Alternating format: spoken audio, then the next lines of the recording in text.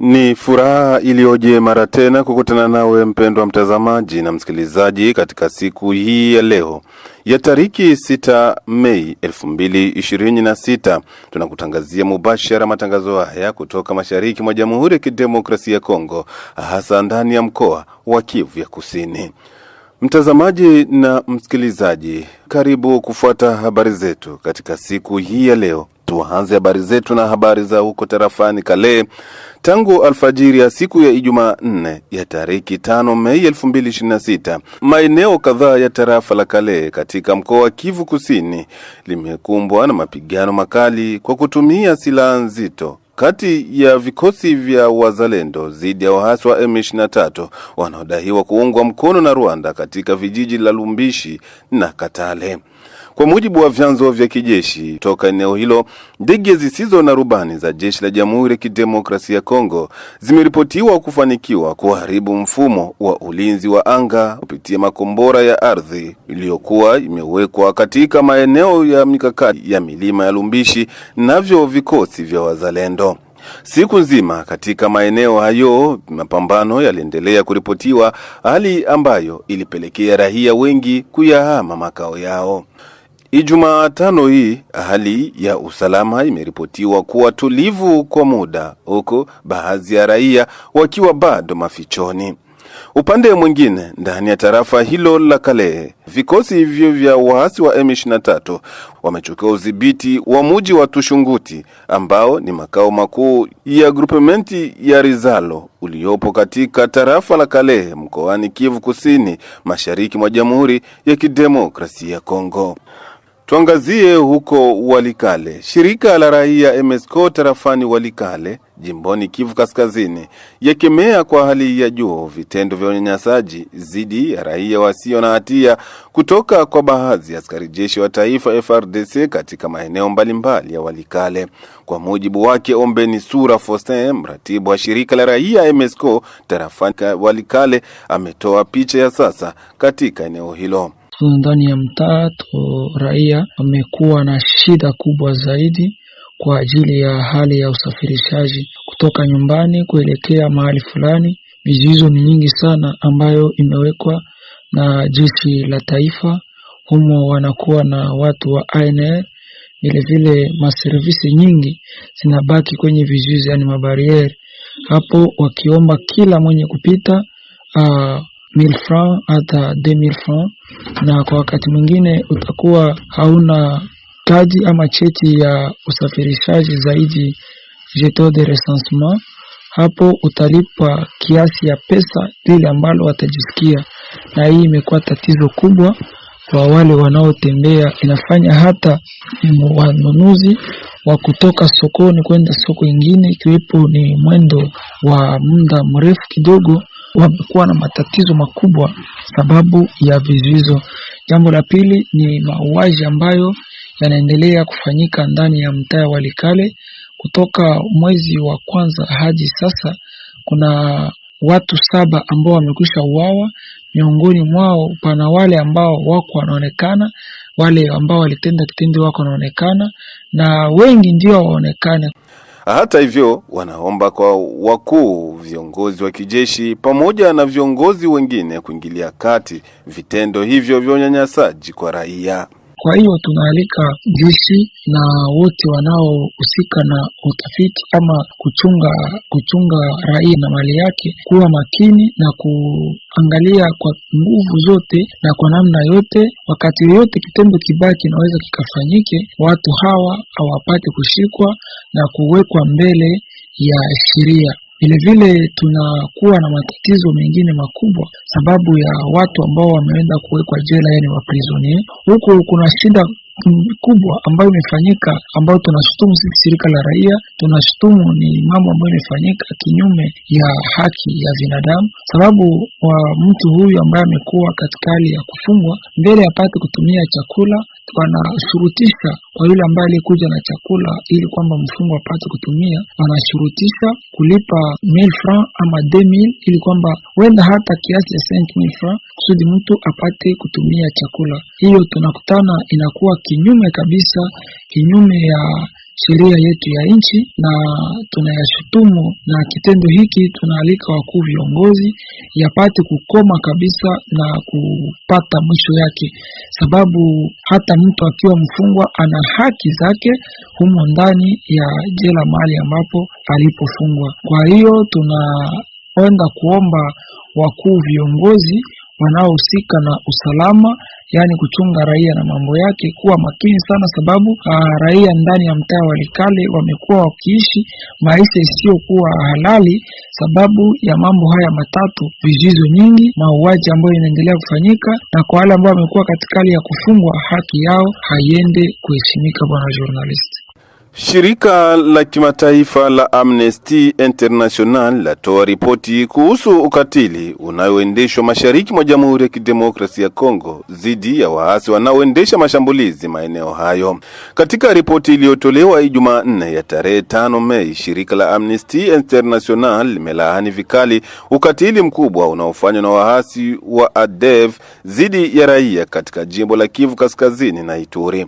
Ripoti hiyo inaeleza kuwa waasi hao wanahusishwa na kundi la Islamic State, wanatekeleza vitendo vya ukatili wa hali ya juu dhidi ya raia. Miongoni mwa ukiukaji wa haki za kibinadamu ulioripotiwa ni pamoja na mauaji, utekaji nyara, mateso, ndoa na mimba za kulazimishwa, pamoja na unyanyasaji wa kijinsia unaorudiwa.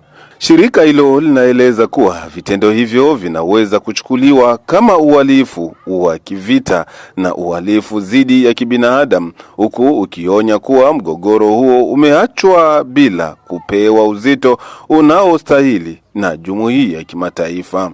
Kwa mujibu wa ripoti hiyo, mashambulizi ya ADF yanalenga zaidi raia wa kawaida. Pia wanaharibu mashamba, vituo vya afya na makazi ya watu, wakipora na kisha kuvichoma moto.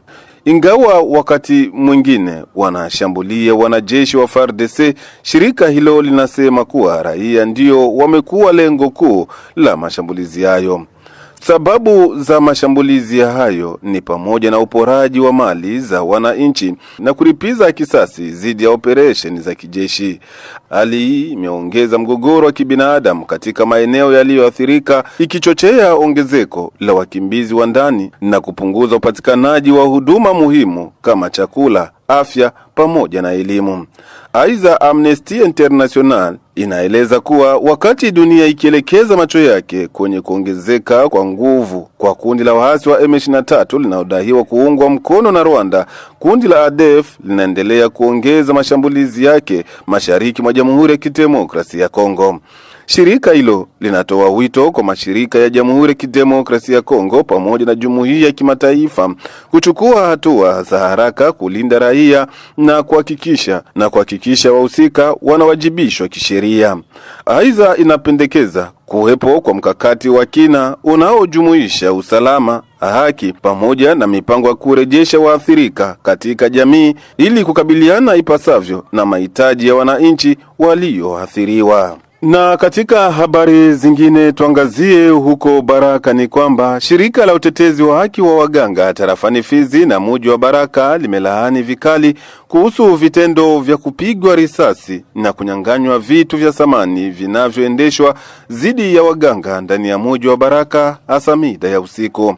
Bwana Benoit Kisongo Emile ni kiongozi wa muungano huo wa taifa wa waganga nchini katika mtaa wa afya wa Fizi amesema siku hizi waganga wanaishi kwa hofu kubwa kutokana na wao kulengwa kila mara na watu wenye kumiliki silaha. Barua yetu tuliandika sisi, tulidenonse hali ya insecurity ya waganga ndani ya zone sante ya Fizi. Tunateseka sana muda wa siku hizi. Tunahesabia tuko karibu na maakte 3. Zinaweza kufikia hata 4. Mtu wa kwanza alikuwa age wa FEPAD, alipigwa masase, mkutoka najitembeza kidogo. Baada saa hii mgulu yake hayakuwa na amani. Wa pili iko supervisor wa zone sante mwana tabjua bade. Walimkuta kwake wanambeba na ama telefone na franga zote zikafanya nini zikaenda. Wa tatu ni Dr. Philip wa Sasha Mshimbaki. Alikuwa anatoka kwake wanamuita kwenda kufanya intervention chirurgicale ku niveau ya hospital, lakini akakutana na watu wengine munjia wenye hawajulikani kama ni banani, akapita mkamnyang'anya matelefoni na kumnyang'anya na pesa zote. Wa mwisho ni yumo yetu na vraiment inatuuma zaidi sana, ni ite alengamande batu Alain ite wa centre santé ya Fizi, anapigwa masase mwake musalon hapa le 28 avril 2026. Hadi saa hii hali yake hayakuwa mzuri. Vraiment tunaomba wakuu viongozi waangalie gisi wanaweza kutukamatia security, sababu sisi tunatunza watu na tunatunza hata na mablesse biko natoka kwa front. Sisi tuko tunawatunza. Na kama vraiment serikali haikuangalia hali vraiment ingine hali tena ikatukia, tutakuwa na competence ya kudeclarer grève sèche yenye tutafunga vituo vya afya vyote kwanza vya serikali na maprivé zote zitafunga muda wa wiki 2 kama hii hali inaendelea kukua hivi. Première decision comme syndicaliste tulipata mawazo ya kukamata hii decision pour que tuambiwe wakuu viongozi hata na maredo zetu zote zinapatikana mvile ya Baraka ile information.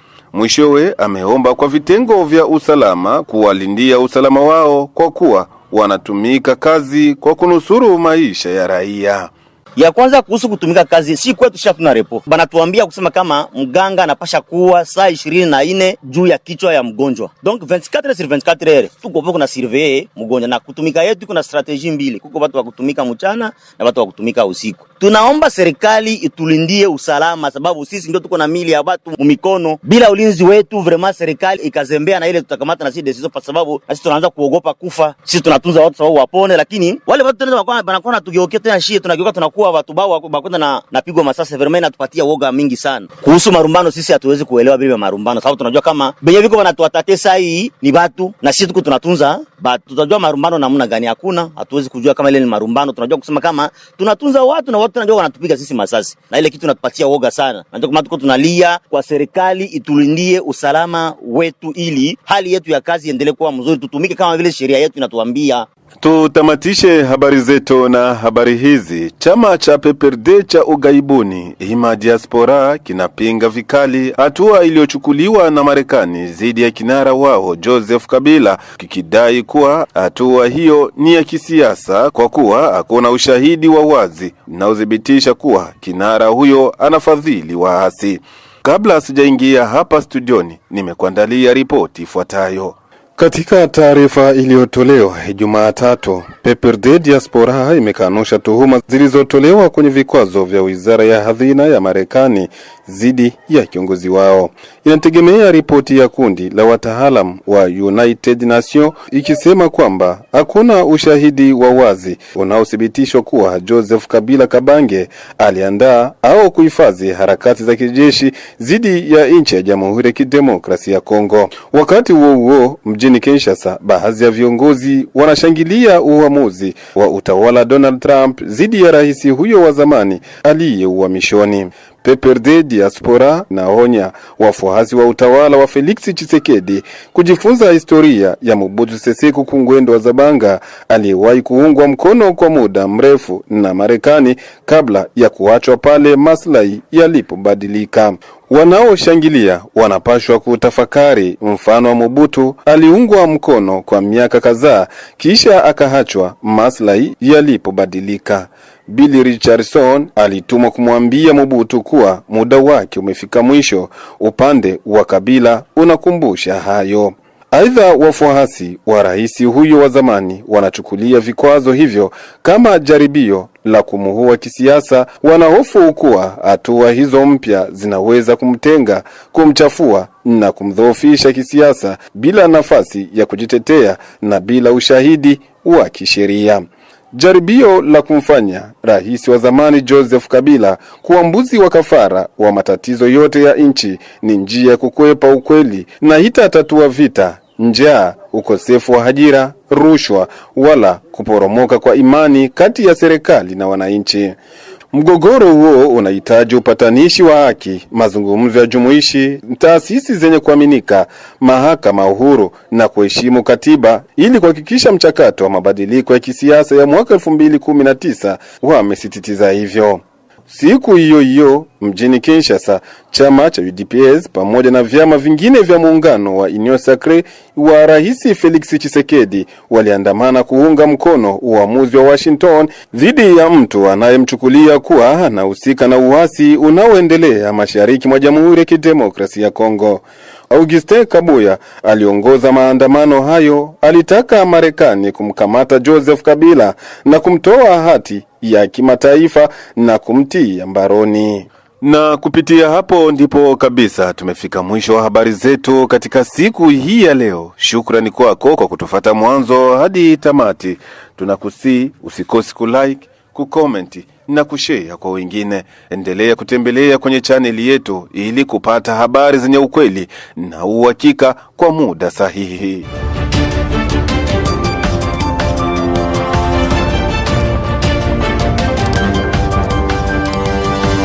Thank you.